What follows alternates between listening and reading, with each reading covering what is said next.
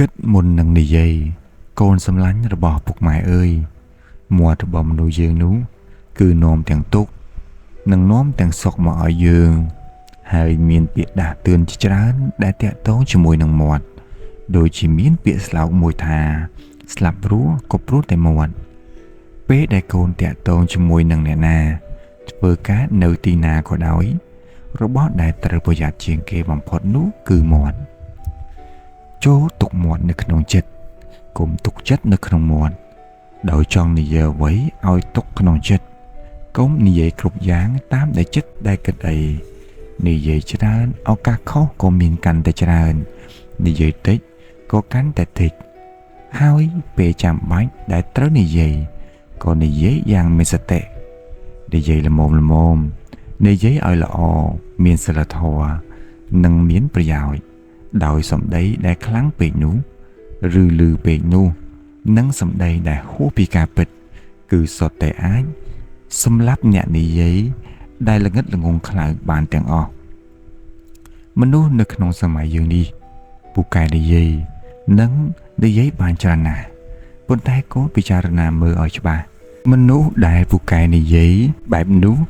តើមានប្រមាណអ្នកដែលនិយាយល្អនោះធ្វើឲ្យកើតមានជាសាមគ្គីភាពនិងធ្វើឲ្យគ្រប់គ្នាមានការសប្បាយចិត្ត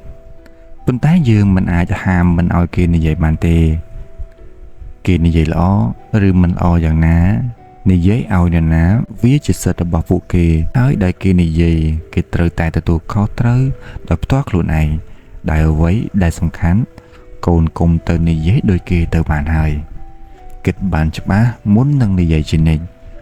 បើសិនជានិយាយពីអ្នកដទៃនោះយើងត្រូវតែមានការប្រយ័ត្នប្រយែងពីព្រោះយើងមិនស្គាល់គេច្បាស់នោះទេ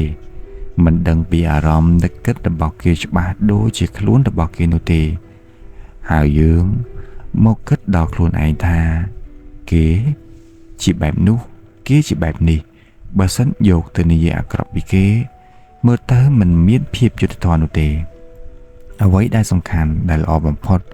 កូនគុំនិយាយពីអ្នកដទៃដោយមិនបានដឹងរឿងដែលពិតប្រាកដទោះបីជាដឹងមែនក៏មិនគួរនិយាយដែរហើយបើសិនជាចាំបាច់ត្រូវនិយាយគួរតែនិយាយយ៉ាងមានសតិដោយប្រុងប្រយ័ត្ន